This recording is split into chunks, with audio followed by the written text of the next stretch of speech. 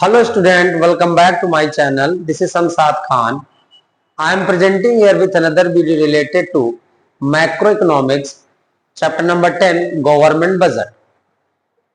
आज का हमारा जो टॉपिक है meaning and object of the government budget.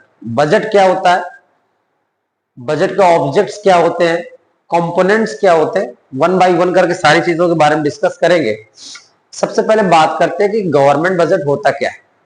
Government budget represent कब होता है, गवर्नमेंट को रीड कौन करता है, गवर्नमेंट बजट अप्रूव्ड कहां पर होता है, ये सारी चीजों के बारे में वन बाय वन करके बात करेंगे.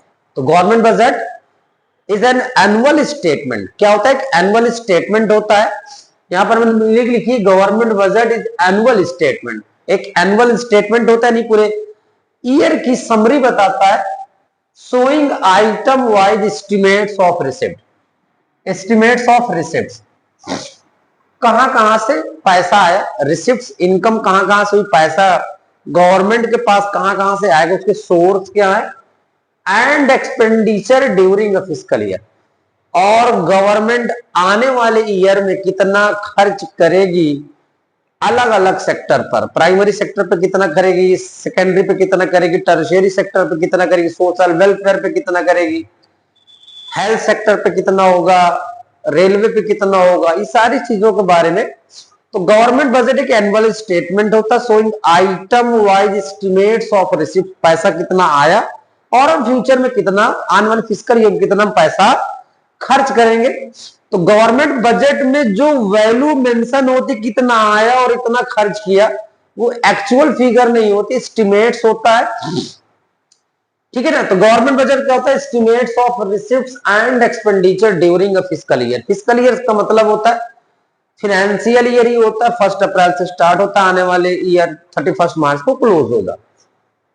तो fiscal year taken from 1 April to 31 March. The government budget must be approved by parliament. Parliament यानी लोकसभा में इसको अप्रूव्ड होना जरूरी है. बजट जो फाइनेंस मिनिस्टर होता है बजट को रीड आउट करता लोकसभा में. Budget is prepared at all the levels of the government, चाहे वो सेंट्रल गवर्नमेंट हो, स्टेट गवर्नमेंट हो या यूनियन गवर्नमेंट हो, किसी भी तरीके की गवर्नमेंट हो, यानी कि हर एक लेवल पर बजट प्रिपेयर होता है. तो बजट हो गया, बजट का फिस्कल ईयर होता है और अप्रूव बाय पार्लियामेंट. ठीक है. Budget at the end of year यानी कि लगभग फरवरी के आसपास बजट को रिप्रेजेंट किया जाता है.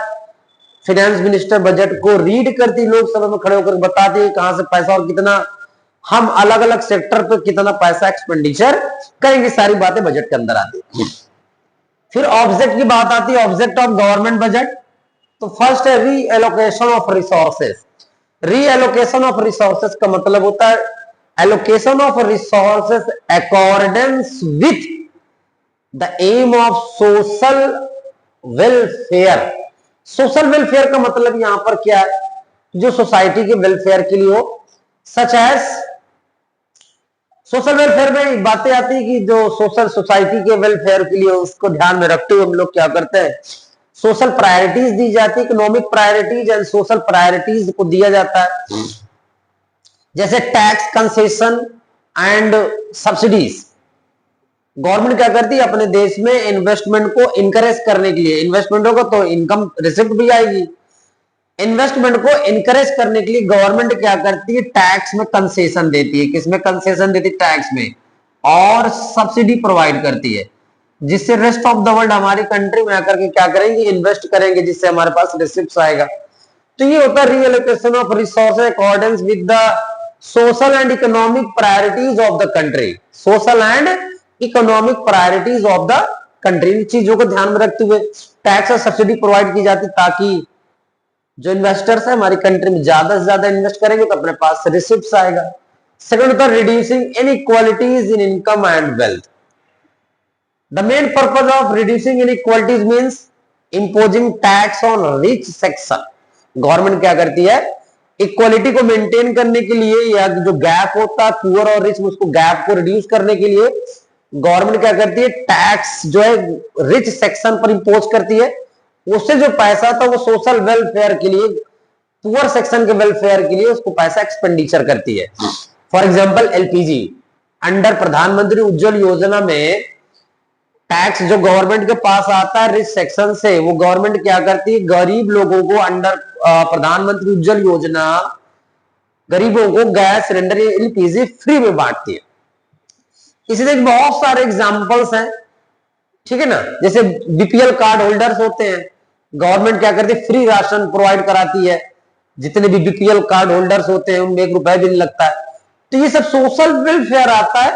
सोशल वेलफेयर क्यों किया जाता है, ताकि इनइक्वालिटी जो है, जो गैप है पुअर और रिच सेक्शन, वो गैप को रिड्यूस किया जाए। तो reducing inequality in income and wealth, ठीक है।